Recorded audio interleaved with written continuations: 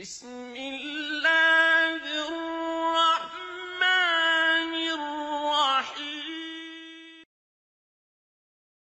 I guess in like today's era, you know how like buying a house, it's like unrealistic to buy like a house in total. So I kind of want to know like the belief in the Islamic way as far as like interest, excellent. Realistic.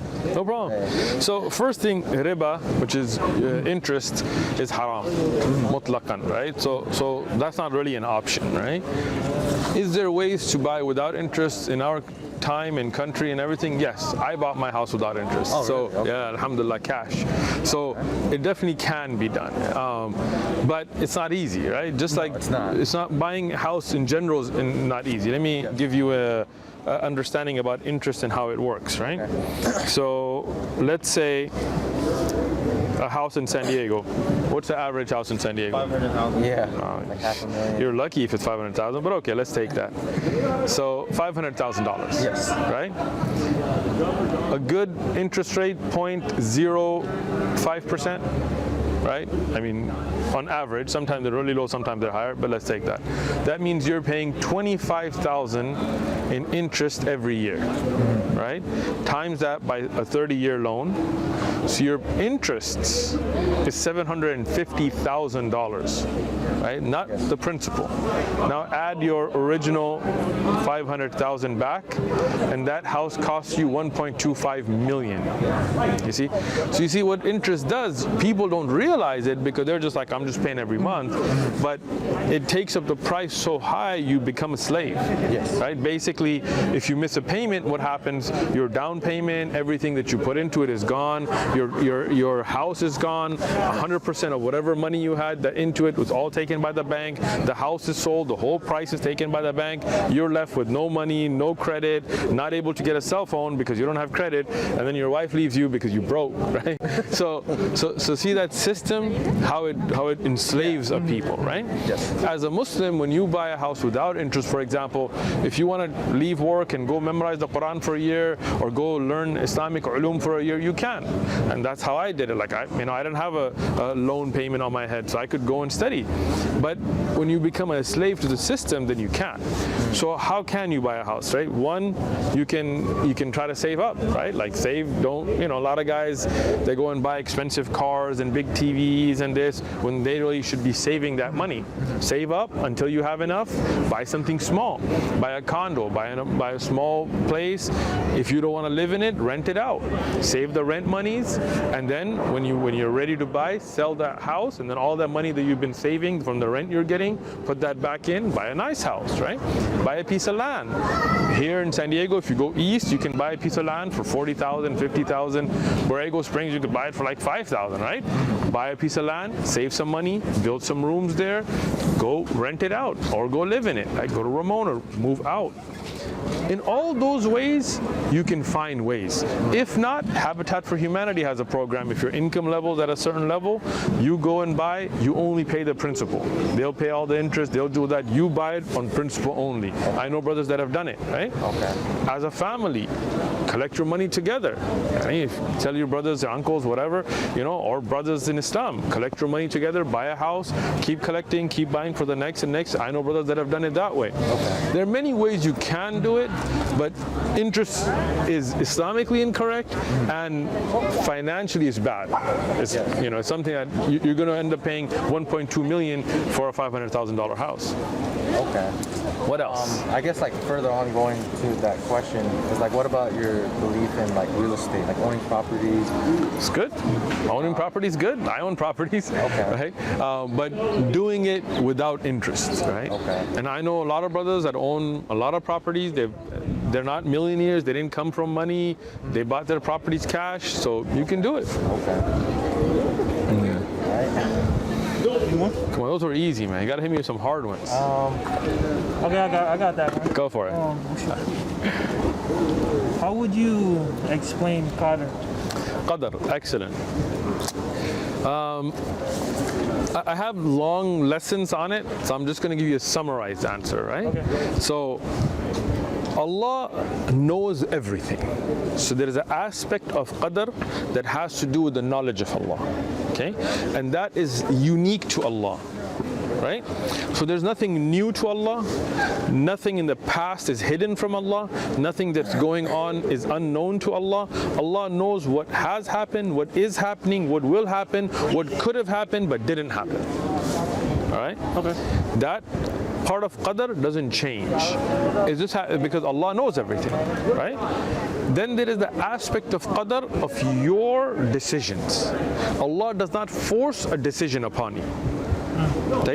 So right now you're here and you're learning. You made that decision, right? And Allah will reward you for that decision. Today is Sunday. Both of you could have gone to a bar and you could be getting, well, I don't know if bars are open, but you could, you could be getting, you could go to a liquor store right now, buy a bunch of alcohol, sit in this park on the other side and drink, right? That's your choice. If you made that choice, you would get punished for it. And when you make this choice, you will get rewarded for it. Allah does not force you to make either choice. Okay? But Allah knows what choice you will make. And that's from the knowledge of Allah. Okay. Good? That's pretty good. There are aspects of qadr where you have no choice. Right? For example, where were you born? Philippines. Did you have a choice? No. So that is qadr. But in that you will not be rewarded or punished. Right? Okay. Allah will not say you're going to go to heaven because you were born in the Philippines, because that wouldn't be fair to the rest of us that weren't. Right? And Allah will not say you're going to hell because you're born in the Philippines, because that wouldn't be fair to you. Right? Allah will not judge you on your skin color or your eye color or your hair color or your genetics. None of that. Like, it's not like the chosen people of the Jews. Okay, if you're born in this race, you're chosen. Nah. In Islam, we don't have that concept. Right? Those things, will it rain today or not, is not our choice. That is qadr, but we will not be rewarded or punished for that. Okay. But those things where Allah gives you ikhtiyar, Allah gives you a choice, then Allah will take you to account. See? That was easy too, man. Come on. Where's the hard ones? Okay. Do you, in your dua, do you pray for patience? Of course. Allah is with those that are patient, and we should ask Allah to give us patience and ask Allah not to test us with the hardship that we can't handle. And always in your dua, ask Allah for being steadfast on the religion, ask Allah for the best in dunya and akhirah. The Prophet ﷺ, he said, when you make dua, ask for Jannatul Firdaus al-A'la, ask for the highest Jannah. Don't be like, oh Allah, just let me get into the bottom Jannah. No, Allah's treasures are unlimited, so ask for the best. Because I learned differently. I did learn about, in the beginning, I do pray for patience, but then later on, I think I watched a YouTube video or something, and it said, don't ask for patience, but ask to be spared.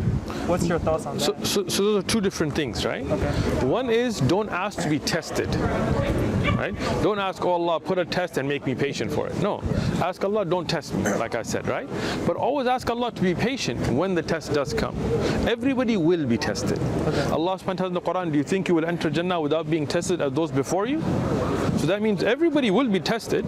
So when you are tested, ask Allah to make you patient.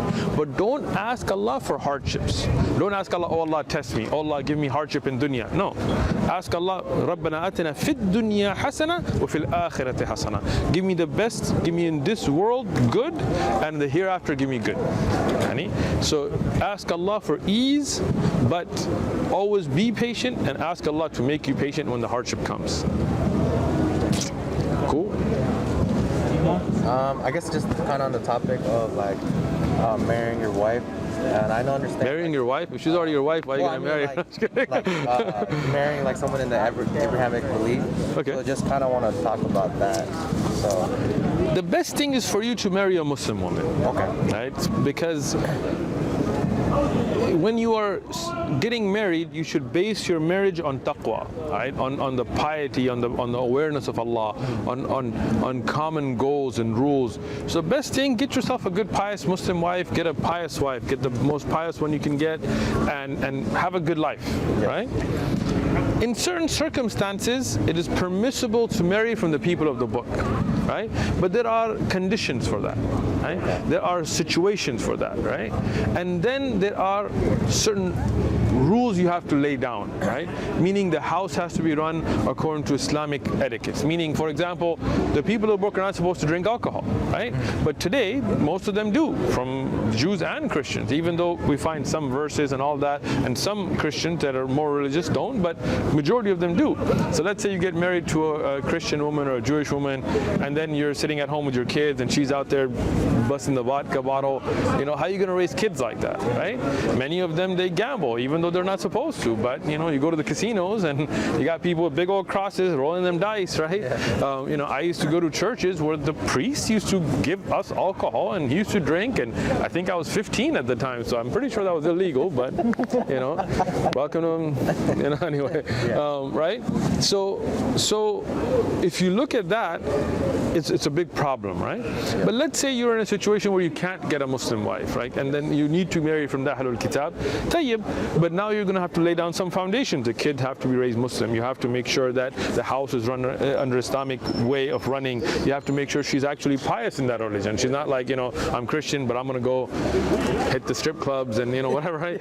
I mean, you have to make sure she's actually a pious, and she has to be interested in Islam. So then you hope that when she sees good manners from you as a Muslim and she gets to learn, she will also become a Muslim. But the best thing, marry a Muslim wife. Okay. So would you get punished if you married anything outside the Abrahamic faith? So in Islam, you cannot marry, for a man, a woman from other than Ahlul Kitab, right? So you cannot marry a Buddhist or, you know, atheist and so on. Of course, that's haram. Yes. And for a woman, she's not allowed to marry except a Muslim man. Okay. Let me see my other question. What's your opinion on the topic of like investing? Is it like nothing wrong with investing? Okay. But what do we mean by investing, right? Let's say Victor sets up a ice cream shop, and I say, okay, I'm going to invest with you. You run the shop. I'll put money, and then we'll split the money. You know, we'll sit down Islamically, make a contract, get 2 witnesses. Yes. Alhamdulillah, nothing wrong with that. Okay. But if you invest in a bank that deals with riba, or you invest in Anheuser-Busch that makes alcohol, then that's haram because the product's haram. If you invest and try to get interest riba from it, that's haram. Okay. But investing in itself, alhamdulillah, it's good. Okay. What about like investing in the stock market? Stock market's an interesting ballgame, right? So you have some stocks that don't have any aspect of haram in them. Like let's say you invest in a company that makes syringes for, you know, medical use, right? Alhamdulillah, nothing wrong with that, right? But if you invest in a stock where they give you dividends that are interest-based, which hardly any of them do anymore, then that would be haram. If you invest in a stock that their business is haram, then that would be haram. If you invest in a stock that makes money off of interests in one of their revenue streams, then that would be haram. Now, if you invest in a stock and the others that are invested, like the company and others, deal with interest, that doesn't affect you, right? Your investment has to do with the product that's being sold, right? But here you have to research the type of stock. Okay. Cool. Do you have any more questions? Or? Asking about the Khabib. Yeah. What's your opinion on Khabib, the UFC fighter? Khabib, he's a good fighter. Career, it's like, you know, I feel like it's haram. You know, he fights people. So his career in what he does is Islamically not correct, right? Because there's many aspects to it, you know. But as a fighter, he's a really good fighter, right? Is he a role model people should look up to as people are making YouTube and you know, well, why would you look up to a UFC fighter? Because he can punch somebody really hard? I mean, you have scholars, you have people who are pious, you have du'at, those are the people you should look up to. Okay. We as Muslims always want to look for rappers, actors, sports stars as role models, right? Which is just, I mean, it's foolishness because that's not where you're supposed to be looking for role models. Having said that, amongst a lot of the UFC fighters, mashallah, he's done a lot of good. And he prays, he fasts, his wife, from what I heard, wears the full whatever, you know. So I mean, you know, I don't want to be harsh on the brother because alhamdulillah, at least he's trying. But at the same time, I think brothers have made a mistake by making him into like a role model, which again, we should really be encouraging the Muslim youth to take like scholars and pious people as role models. Okay. But he's a good fighter. Yeah. Bismillah ar-Rahman ar-Rahim. Alhamdulillah wa salatu salam ala Rasulillah. We're here at Balboa Park in San Diego, California, doing our da'wah program here, alhamdulillah. And we're joined with our brother Victor, alhamdulillah, who like you, many of you used to watch the videos online Alhamdulillah, now that he has the ability, he's coming out and joining us in person. And we just want to benefit from Brother Victor to know about how he benefited from the videos and what encouraged him and how he feels being out here doing the da'wah. So we hope that Allah subhanahu wa ta'ala will guide many of you in your cities to come out and do the da'wah as well. I'm going to turn this over to our Brother Victor. Thank you. So I benefited a lot. Like I remember watching the videos, I learned a lot. And then I thought about when I was at home, that since maybe I should do like the Sahaba and start giving dawah and spread Islam in San Diego. So I really want to see Islam grow in the United States. So that's one of my dreams. So I'm just praying. I've been praying that Allah just grant us like just that victory, just to make Islam grow. And that's what I learned from the videos I watched, because they're so encouraging. Like you get to meet people, spread the proper message of Islam, because what we see in the news is very incorrect. I think it's very biased and prejudiced at times. So we see that with the news in France, and we see that with the news like in Britain. So it's good to spread the proper message of Islam. And I think seeing the dawah helped me on the channel, encouraged me. Like I got to learn a lot. Just see how dawah was being done in San Diego was very encouraging. And then just be able to be a part of it and reach other people, and just to come down and to spread the message of Islam to different people, and to help it grow in the California and the United States is important for me. We ask Allah subhanahu wa ta'ala to give our brother Victor istiqamah, steadfastness on the truth, and to protect us all on the straight path, and to encourage everybody else out there to inshallah support the da'wah any way you can. Forward the videos, like, comment. In your own city, start up your own da'wah tables, get the training through the videos, see what's going on. And we ask Allah subhanahu wa ta'ala today that Allah makes us as the means of spreading the true light of Islam throughout the world, starting in America, all over the world. Allahumma taqabbal minna wa minkum wa jazakum Allahu khairan.